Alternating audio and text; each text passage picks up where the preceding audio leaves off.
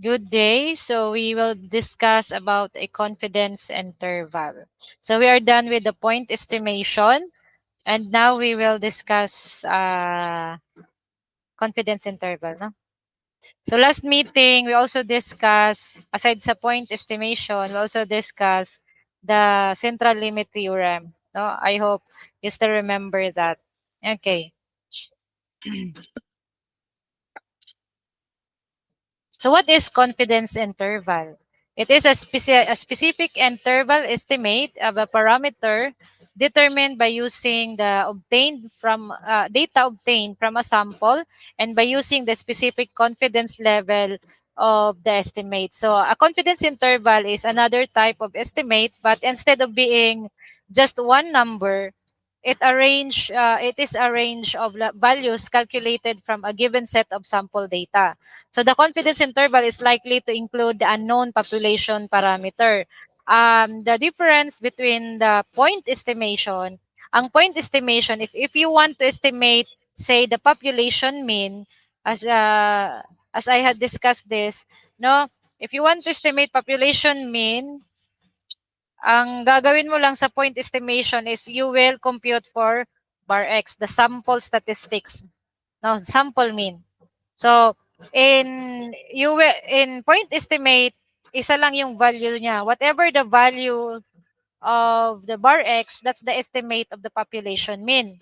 While in interval estimate or the confidence interval is from the word interval, so meron siyang maximum tsaka minimum. So we will be assuming that the value of the true mean or the population mean is between that interval. So meron kang interval. Okay? All right. So for example, ang point estimation, kung unbiased ka, so if you want to estimate the population mean, isa lang yung kukunin mo, that one. So nandyan, ini-estimate natin at ina-assume natin na yan yung malapit siya sa true mean or the population mean. While sa interval estimate, so meron siyang minimum tsaka maximum. So we will estimating that the true mean is between this interval. Okay, so yan yung pagkakaiba ng point estimate tsaka ng interval estimate. And interval estimate, ginagamit siya sa confidence interval. Okay?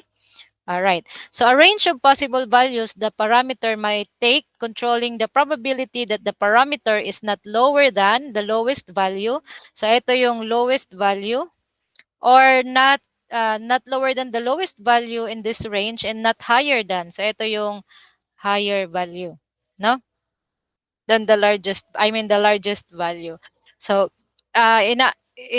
kino-compute natin that the true parameter is nandito sa loob ng interval, no, higher than the lowest value, but lower than the largest value. Okay, all right. So the level of assurance you have that the resulting confidence interval encloses the unknown population mean. So meron tayong mga level of assurance. Okay, pag-uusapan natin yan later. As the confidence interval for given statistics increases in length, the confidence level increases. Of course, kung yung confidence interval is mas malawak, of course, mas malawak din yung level of confidence natin. Okay? Kasi malawak yung sakop ng range. So, mas malaki ang possibility that within that range, nandyan yung true mean na ini-estimate natin. Okay? All right. So the selection of a confidence level for an interval determines the probability that the confidence interval produced will contain the true parameter value. Okay, so this is how you select the confidence interval. We have the 99% confidence, 95 confidence, and 90% confidence. Okay, so 99% confidence, of course, mas malawak yung range niya. So, mas confident tayo because ang lawak ng range niya. So, there is a 99% possibility that the true mean is inside this range, you know, the 99% confidence. So, we only have ito lang yung probability na wala yung true mean, no? sa range ito. Okay? For 95% confidence, so of course, meron tayong 2.5 dito, 2.5% na possibility na wala dyan yung true mean, 2.5% also dito to complete the 100%. So, 95 plus 2.5 plus 2.5 equals 100%. Okay? For 90% confidence, we have 5% here, 5% na wala yung true mean, no? Outside siya ng confidence. So ito po 5%. So all in all 10%, no? 10% na pwedeng wala sa loob ng range na to yung true confidence. So again, mas malawak, mas sure tayo, kaya nga 90 mas confident tayo, no, na nandyan yung true mean. Okay, so as you can see, we have here mga values. So these are the value of Z. Okay, so that's the value of Z. All right. So we have this, actually you can see this in your table, no? Pwedeng sa T distribution table. T distribution table, sa baba nun may nakalagay na Z, no? I think you're already familiar with the T distribution table. But anyway, madidiscuss pa naman natin yan later on, yung T distribution table. So just watch the other videos, kasunod nito, nandun yung paano gamitin ang T distribution table. But for now, we have this summary. No? Binigay na sa atin yung summary ng mga Z values natin, which is ito, Z alpha over 2. Okay? So since the confidence interval is just using 99, 95, and 90%, so pwedeng ito na lang muna yung basihan natin, not the table. Kasi yung table ang dami na nun, no? So to be sure, ito yung pwedeng, ito na lang gamitin natin. But again, all of this value is just from that table, the T distribution table. Malinaw po? Alright. So again, we have 99%, 95%, and 90% confidence level, yung tawag sa kanila. Okay? We also have what we call the level of significance, which is the alpha. So, kumbaga, yung level of significance or yung alpha is siya yung percentage na wala doon yung true mean. Okay? So, since 99% confidence tayo na nandito yung sa 99% interval, nandun yung true mean. Of course, 1% lang yung hindi tayo confident na wala doon yung true mean. Okay? So that is 1%. So 99 plus 1 is equal to 100%. Now, as you can see, makikita mo, ikukumpleto niya lang yung 100%. For 95% level of significance is 5%. So 95 plus 5 is equal to 100%. 90% confidence level, the alpha there or the level of significance is 10%. And these are the values for Z alpha over 2. So that is for 99%, we have 2.575. For 95%, we have 1.96. And for 90%, we have 1.645. Okay? So later on, we will use this one. Makikita nyo kung paano to gamitin. Ano po? Alright. For the margin of error, the amount that is added to and subtracted from the mean to construct the confidence interval. So meaning, this margin of error, ang gagawin lang natin dito is we will be subtracted or magsusubtract tayo sa mean or at saka magpa-plus. So plus or minus the margin of error to get or to construct the confidence interval. Okay. So, eto yan, no? The point estimate, again, ang point estimate are the sample statistics. No? So, I hope you still remember kung ano ibig sabihin pag sinasabing sample statistics. Those are the sample mean, sample variance, sample standard deviation. So, those are point estimate. Okay? So, yung point estimate mo daw, say for example, the sample mean minus the margin of error or ABM. No? Or that would be the point estimate plus. So again, minus at plus lang yan. maminusan lang natin ng margin of error yung sample mean. At aadan natin yung margin of error ng sample mean. Meaning, nandyan yung interval, no, ng nandyan yung confidence interval. So, later on, makikita nyo na ito lang talaga lagi ang halos nandito lang galing yung mga formula natin. Okay?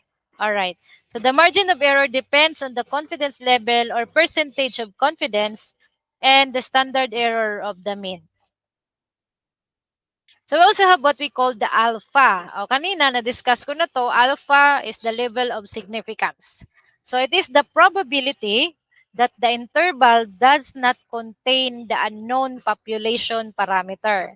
Diba? So nasabi ko na to kanina, if 99% na nandun or nandun yung true mean or unknown population parameter, so meron tayong 1% na wala doon, does not contain.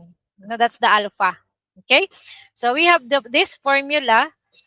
So alpha plus CL is equal to 1. Ito yung sinasabi kong equal to 100. If this is 99%, this is 1%. So 99% plus 1%, 99% plus 1% is equal to 100% or 1. Okay? So that's this simple formula. Just to understand that the alpha plus confidence level, that is equal always to 1 or 100% kung naka-percentage siya. Okay? All right. So the confidence level is the percent of confidence interval that contain the true population parameter when repeated sample are taken. So that's the percent of confidence.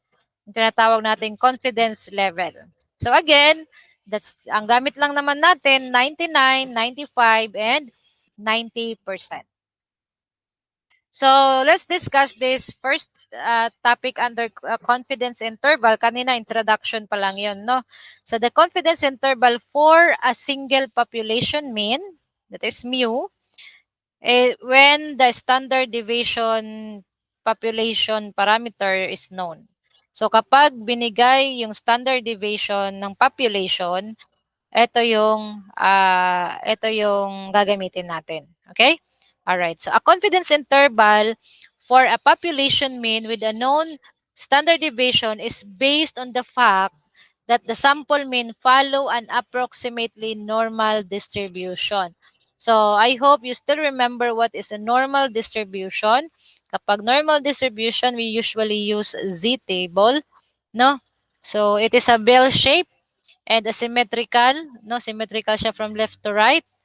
Okay? The standard deviation is equal to 1 and the mean is equal to 0. So this is the formula na sinasabi ko, no? That to estimate the population parameter, say the population mean, that is between bar x minus the EBM, this is the EBM, the margin of error, or bar x bar, which is the mean, sample mean, plus the EBM. Diba? So yung kaninang formula, ito lang naman ang ibig sabihin. Ito lang naman yon, no? Where EBM in this topic, which is single population mean with known ang sigma, so ito yung EBM niya. Z sub alpha over 2 multiplied by the quantity sigma, or that is the what do you call this? The standard deviation divided by the square root of n. No, so minus plus mo lang yan sa kabilaan. So this is our formula for this topic. All right. So this is an example of a 95 confidence interval of the mean. So this is the mean. So we have, ito yung nire-represent ng ABM, no? Minus, plus. Okay? So our alpha or the confidence interval is 0.05. Of course, because this is 0.95 plus 0.05, yung formula natin kanina, no? Na Z, ano nga yun? Alpha plus CL is equal to 1. So if CL is 0.95, of course, automatic that is 0.05 to make it 1. Okay? That is why ito yung gamit na alpha. I hope you understand. And if dinivide, if we are going to get the alpha over 2, we will just divide it by 2. So 0.05 is equal to 0.025. Ito yan. Kabila ano? Two-tailed. Okay, so meaning all in all, itong curve na to, the area under this curve, no, the area under this curve, all in all, that is equal to 1. So you should know that because that is very important. So why this is equal to 1? Because these are the probabilities. No? Okay. So step in calculating the confidence interval, paano ba tayo mag-calculate? First is we need to identify the given from the sample data. Of course, we need to have that data, no, before, or the given. And then find the z-score that corresponds to the confidence level. So we need to find what is the z-score, no? When we say z-score, discuss na natin to sa midterm. So that is z is equal to bar x minus the standard deviation. I mean minus x is minus mean divided by the standard deviation. Okay? All right. So calculate the confidence interval. After that, we need to calculate the confidence interval and interpret the estimate. So dito tayo gagamit nung formula. No, the mean is between bar x minus ABM and bar x plus ABM. Okay? And after that, we will interpret the estimate. How can we interpret the estimate? We can say that we estimate with blank percent confidence, say 99% confidence, that the true population mean is, it's if it is mean, so true population mean. If it is variance, true population variance. Okay? And then we need to include the context of the problem is between blank and blank. So, dito na ilalagay mo yung sagot mo sa pag-compute, no? The values in the left and the value in the right. Okay? The value in the left, value in the right. Include appropriate units if necessary, if na ang unit, if may unit na binigay. Okay? All right. So these are the sample plot, no? If this is the real mean, ito yung mga sample plot ng estimation ng mean. Yung mga pula dyan, so this is using 95% confidence interval. So the red there are the estimate for the mean. And here is the true mean. So yan lang ibig sabihin yan, no? All right. The maximum error of the estimate is of course the maximum likely difference between the point estimate of a parameter and the actual value of the parameter. So again, you can compute for the error if titingnan mo yung difference ng original versus ng estimated. 'Di ba? So, diyan mo lang makikita. Yan lang naman yung ibig sabihin nito. So, again, for the error, kanina, no, EBM, that is Z alpha over 2, multiplied by alpha over the square root of N. This is the formula, no, for the EBM or for the error. So, kung ang problem, just want to kumbaga ask or ang hinahanap lang sa problem is EBM, you will use this formula. Okay?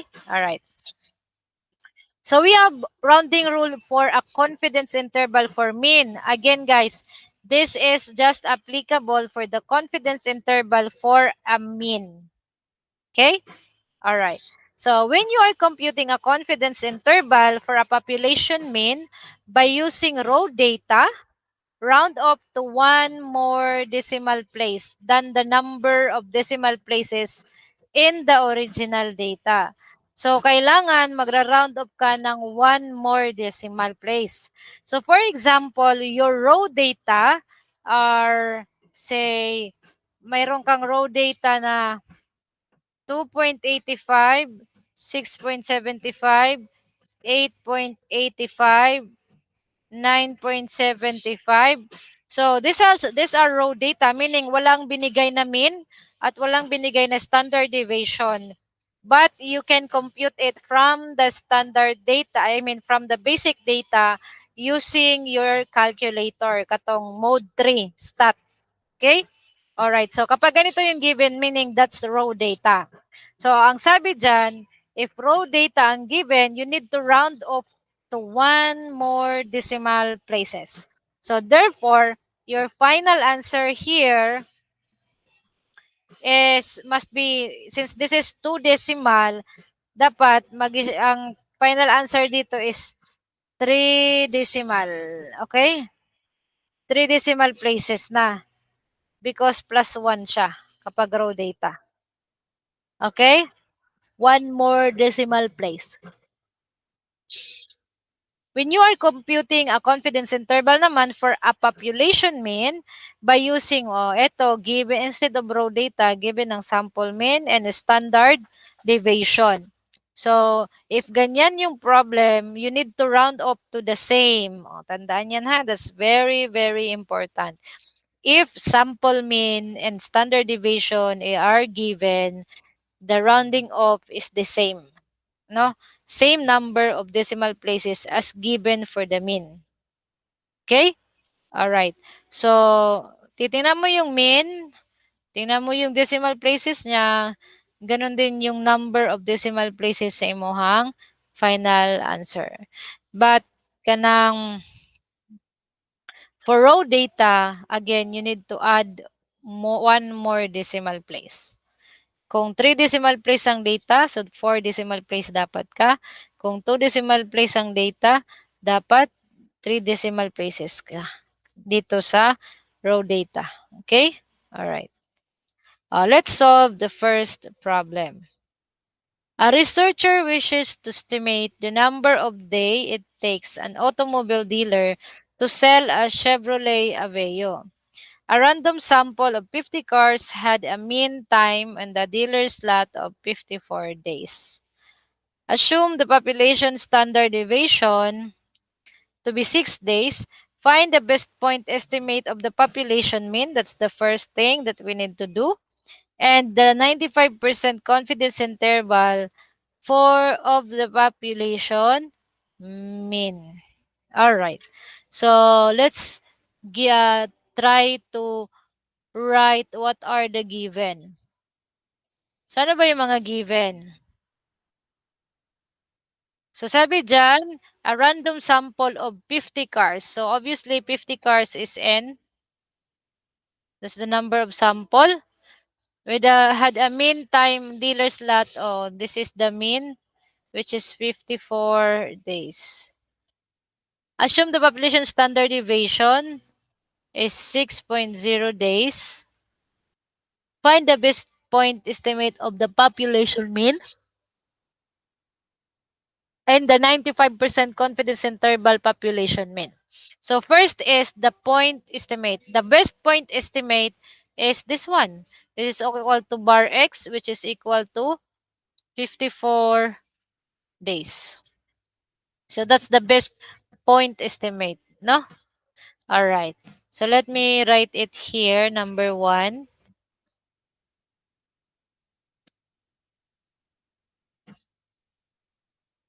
Number 1.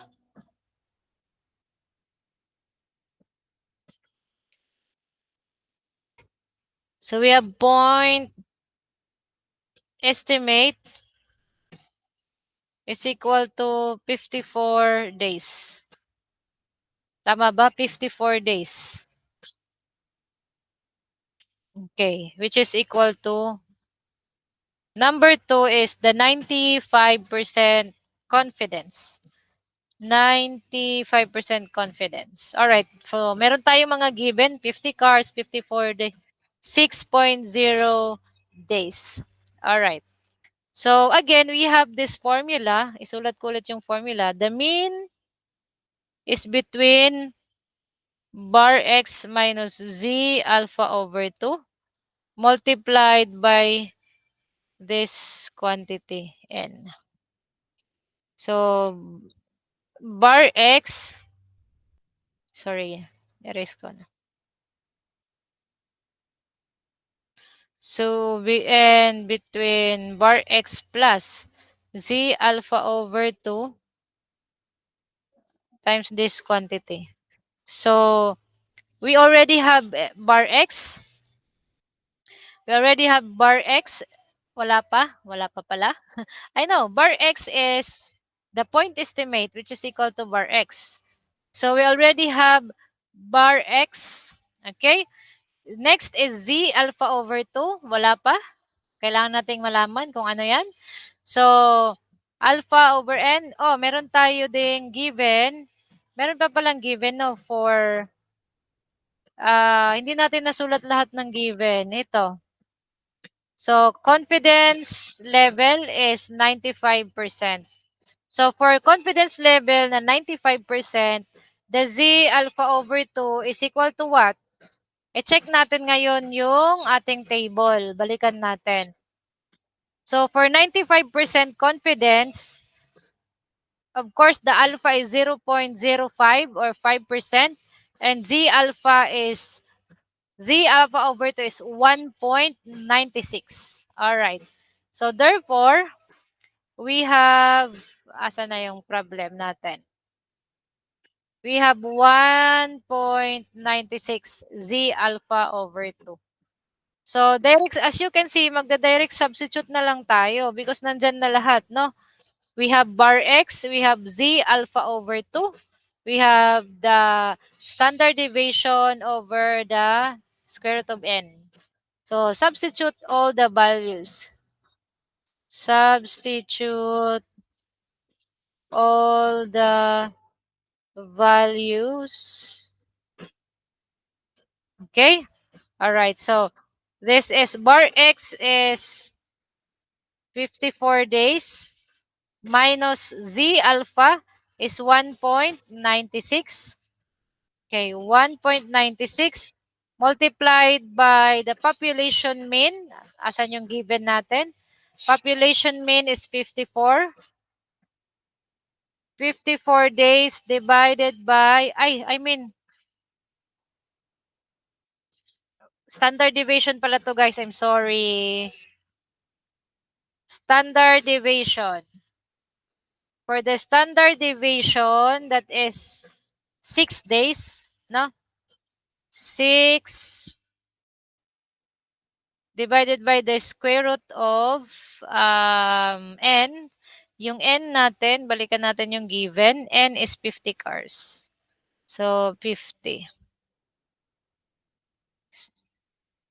And sa kabila, that's 54 plus 1.96, parehas lang.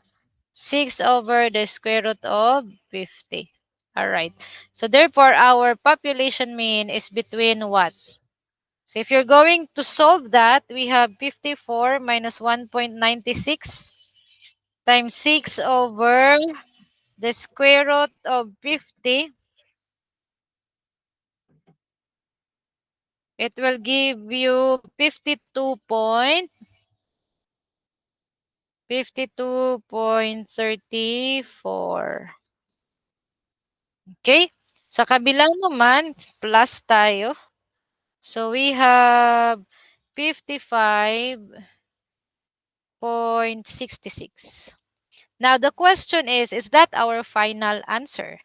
Final answer na ba natin yan? Of course, no, no? The final answer is, sama na to final answer. Final answer is the step 4 kanina wherein we need to have the, say tawagan na, the interpretation, no? So, we can say, we estimate with 95% confidence that the true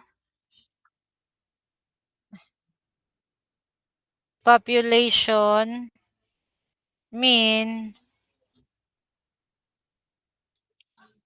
based on sample of 50 cars. So, pwedeng ganyan, no? Include the context of the problem. 50 cars is between what? Between what? Blank and blank. What's the unit? Days. So, ito yung i-check natin, guys.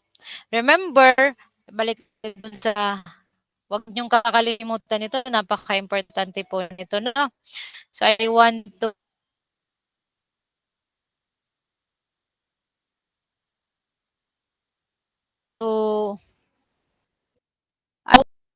emphasize this. Marami nagkakamali dito. Remember, we have the rules na in kanang ito. We have the rules in rounding off. Since ang binigay doon is sample mean and standard deviation, not a raw data, ang sabi dyan, round off to the same number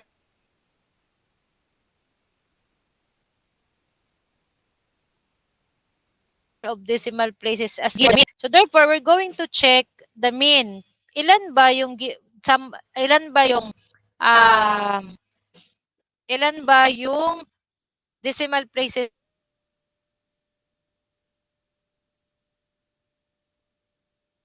ng mean. So as you can see, mean 54 days, 54. Okay? So wala siyang decimal. So therefore, we need to remove the decimal of our answer here. Kapag ito yung sinagot mo, mamamali ka. Because we have rule. Titingnan natin yung decimal place ng mean. Kung ilan yung decimal place ng mean, yun dapat ang decimal place ng final answer natin. Since yung mean is 54 without decimal, dapat yung answer natin dito is without decimal also. Okay? Laging tatandaan yan. So therefore, 52.34, or we can say that that is between 52, kabila 55.6, we can say that that is 56, rounding off. Okay? So that's the final answer. We estimate with 95% confidence that the true population mean based on sample of 50 car is between 552 and 56 days. Okay? Naintindihan po? Alright. Sige. So, next problem. A survey of the 30 emergency room patients found that the average waiting time for treatment was 174.3 minutes. Okay? Assuming that the population standard deviation is 46.5 minutes, find the best point estimate of the population mean and the 99% confidence of the population mean. So again, hahanapin natin yung best estimate, point estimate, and the 99% confidence of population mean. So of course, the first step is gathered all the information or the given. No? Yan yung first step natin. So for the given, lagyan ko na lang ng first ito, no? First step, given. So we have 30 emergency room. 30 here is our N. So, 30 emergency room. Ano pa yung given? Balik. Average. Kapag sinabing average, that's the mean. So, average waiting time for treatment was 174.3 minutes.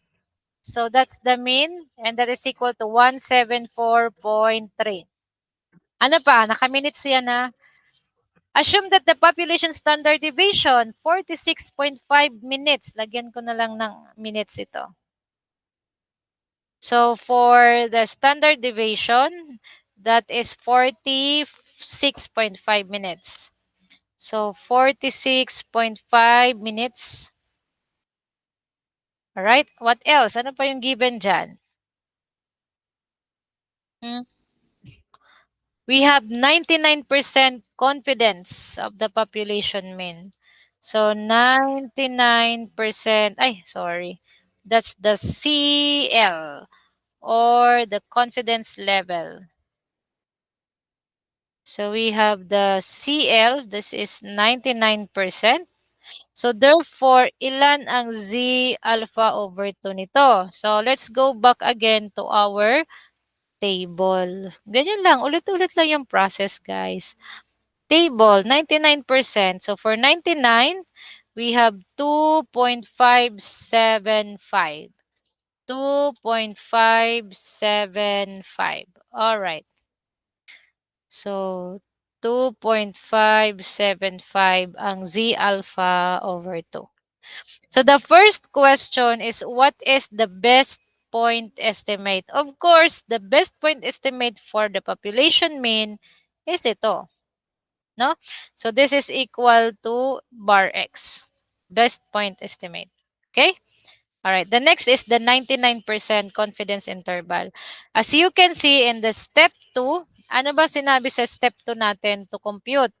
We need to find the z-score, that corresponding confidence level. See, we already done with number 2 pala, no? Because we already, this is the step 2, no? Finding the z-score. Okay? Step 3, ano yung step 3? We need to calculate the confidence interval. So, magka-calculate na tayo. We know that our formula, no? This is step 2. Step 3 is, ganituhin ko na lang kaya, no? Para step by step. Dito ko na lang ito isusulat. Usually, hindi naman, pwede naman hindi step by step yung, or pwedeng hindi nyo i-indicate, no? But for the sake of the discussion, sige, let's indicate step 2 is calculate the Z table, Z score. So, we will not calculate it. So, base lang, no? Based on CL from the table, Z therefore is equal to, ano ngayon, 2.575. Okay, so Z alpha over 2.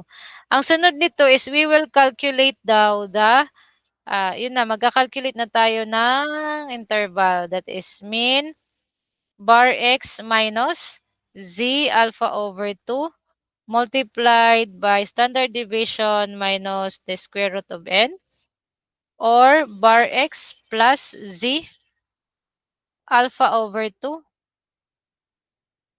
and this quantity. Okay? Alright. Hatiin ko lang. Okay. So therefore, let's substitute the value. We have bar x is 174.3 minus Z alpha, that's 2.575 multiplied by 46.5 divided by the square root of n is 30. I hope nasusundan ninyo, no? So 174.3 plus 2.575 multiplied by 46.5 divided by the square root of 30. Okay? So, ilan po yan? Therefore, mean is between what? So, that's 174.3 minus 2.575 multiplied by 46.5 divide over the square root of 30. Please check it in your calculator. So, it will give you 152.91. Okay? Alright. Sa kabila, kapag add, it will give us, oh, I think I'm wrong. 46 pala. 45 na lagay ko sa calculator ko. I can share you my calculator no next time na lang. It's 196, I mean.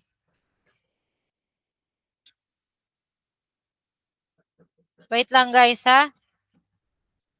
Ayusin ko lang yung slides ko.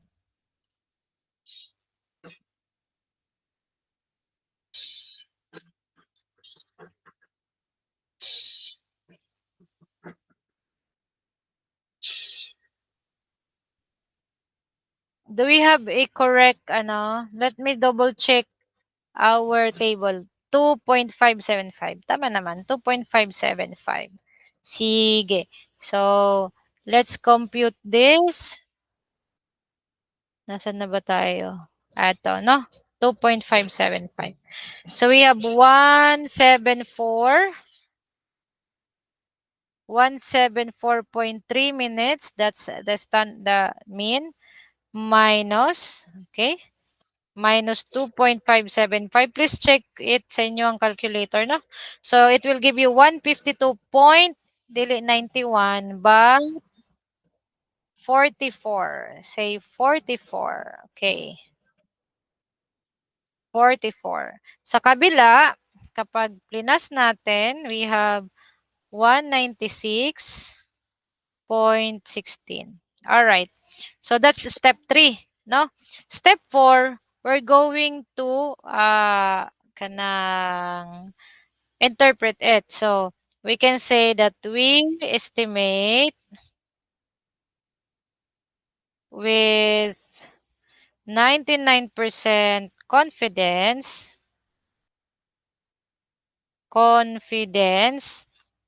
that the true population mean of what? The true population, balikan natin yung problem. The true population mean of ah sabihin natin 30 emergency room or the average waiting time pala. So, the true population mean of the waiting time in 30 emergency room is between again, kung titingnan natin, the standard deviation is 1 decimal place and for mean, hindi, mean lang pala yung titingnan natin, no?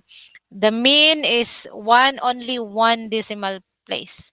So therefore, since mean yung given at saka standard deviation, gagayahin lang natin kung ilan yung decimal place nila.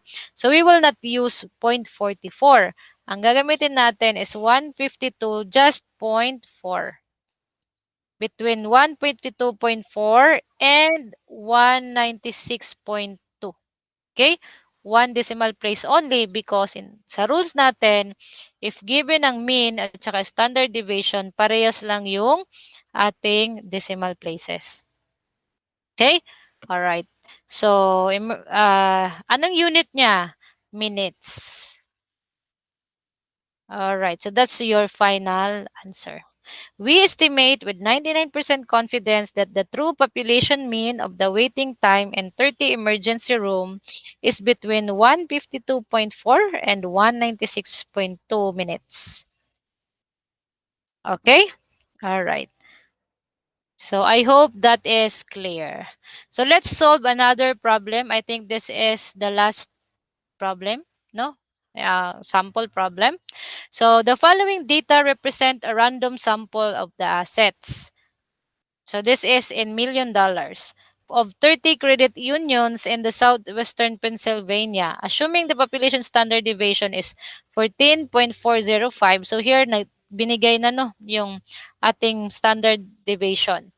Find the 90% confidence interval of the mean. So ito obviously hindi naman tayo binigyan tayo ng standard deviation pero wala tayong mean. So meaning, wala tayong mean sa sa sentence, pero kaya nating computein yung mean. Tama? From the raw data. So this time, we are using the raw data. So paano ba natin kukomputein ang mean sa raw data? Ang dami nito, no? So what you are going to do is you use your calculator, the power of your calculator. So I already taught you how to use the calculator in solving the mean, no? If the raw data is given. Okay? So you will just use the mode 3 or the stat. Okay? And press 1. So your assignment, 'di ba, is to ilahon ninyo ang inyong calculator since we have different calculators. So ang hirap naman na isa-isahin ko pa kung ano yung yung type ng calculator ninyo. So, that's your responsibility na, no? You need to know or na, marami sa YouTube kung ano yung Casio ba yung gamit ninyo or Canon, what kind of Canon, what type of Casio. So, iba-iba siya. Pero kadalasan that's mode 3, no? You press the mode in your calculator and then 3. So I hope by this time you already know that, no? How to compute. Ang kagandahan dito is you can automatically, after you enter all the data, you can automatically compute for the standard deviation, variance, sample standard deviation, you can compute bar X, no? So madali lang kapag gagamit kayo ng stat, mode stat. Okay. So, please check this. I am computing for the you try also, sabayan nyo ko, no? Try also to compute using your calculator kung ilan ang mean. Kung parehas tayo, no? Okay. So, I'll give you time to compute for the mean since kailangan natin yung mean.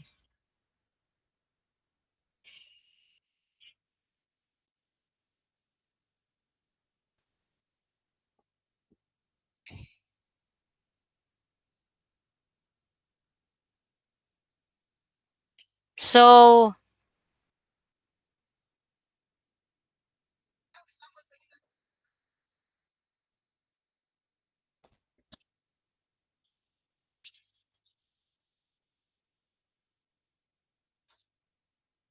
please update, update. Um, Please compute for the population mean.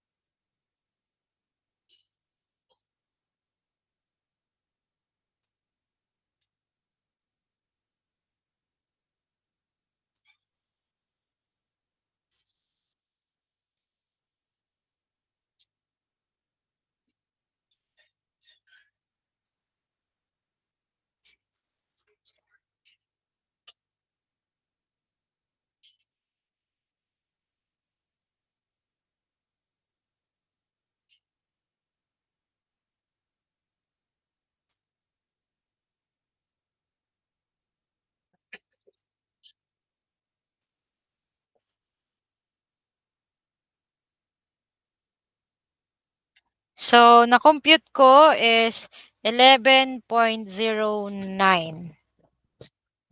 So, since 3 decimal place yung ating standard deviation, so we will use 3 decimal places also for the mean, no? So, as you can see here, this is the raw data. Kapag raw data ang given, we know that we need to add one more decimal place. That's the rule, di ba? So, therefore, ang gagamitin kong mean dito is naka 3 decimal places kasi yung raw data is 2 decimal. So, mag-a-add ako ng 1 decimal so may siyang 3 decimal places. So, yan yung ibig sabihin ng rule number 1. Okay? Kung ang raw data has 3 decimal places, so dapat ang gagamitin kong mean is 4 decimal places. Okay? So, mag-a-add lang kayo ng isang decimal place kapag raw data ang given. Okay? Alright. So, first step, let's write the given. No, first step, given. So, na-compute natin that the raw data, the raw data, N muna, N. Sige, N muna. Kasi N yung inuna natin kanina. So, ilan ba to? 1, 2, 3, 4, 5. 1, 2, 3, 4, 5, 6. So, 6 times 5 is equal to? Okay. 30. Okay. So, next is bar X or the mean, sample mean. That's 11.091. Ito yung na-compute natin using the mode stat. And then given bakit ko pa binilang nandito na pala 30 credit. I'm sorry. So, standard deviation is 14.405. Okay. 14.405. 14.405. All right. So, confidence interval or the CL confidence level is 95%. All right. So that's 95%. Oh, 90. I'm sorry. 90. Hindi pa ako nakaka-move on dun sa 95. So 90% lang pala. Nadagdagan yung confident level ko. Bitaw, 90%. Okay? Number 2 is Z-score. Compute, but we will not to compute it already kasi meron na tayong table. So, 90%, balikan natin yung table natin. 90% confidence. We have 1.645. Okay. 1.645. 1.645. All right.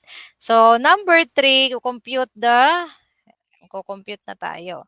So again, isusulat ko lang yung ating formula, no, over the square root of n bar x plus z alpha over 2.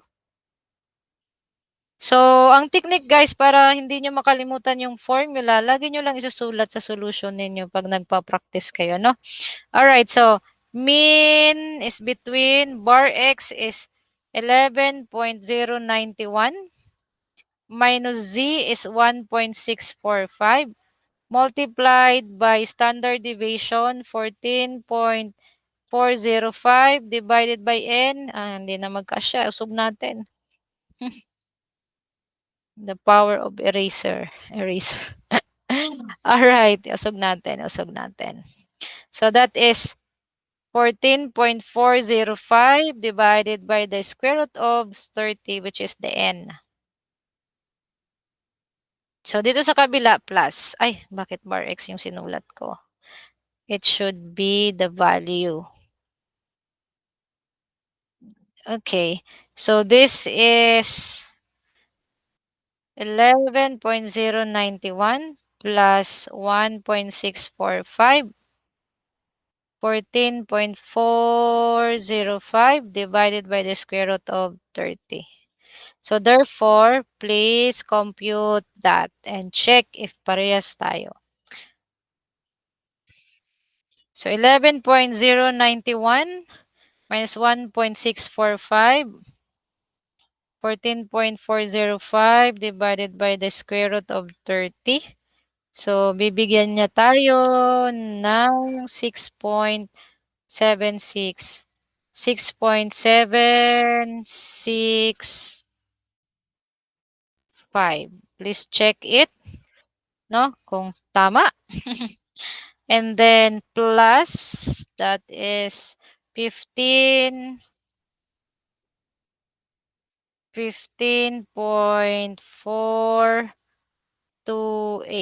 417. I'm sorry. 15.417. So again guys, kung makikita ninyo naka 3 decimal places tayo because ang given is the raw data naka 2 decimal. Mag-add tayo ng isa. So we estimate number 4. We estimate number 4, fourth step na to. I mean step 4 with 90% confidence that the true mean true mean population that the population mean wag nang true the population mean of the assets of all credit union is between $6.765. I hope this is correct. That's correct, of course. With this $6.5 million dollars. Naka-million dollars pala ito, no? Million dollars. And 15.417 million dollars. Okay? All right. So that's it. All right. So I guess that's it for the confidence interval for a single population mean with if the standard deviation is known. So the next topic of this is another video. So I hope you will also watch it, no? So that madali tayo mag-accelerate sa ating discussion since we only have ano, gamay gamay na lang yung time natin, no, na makapag-discuss tayo because of mga suspension. Okay, guys? So God bless everyone and thank you for watching.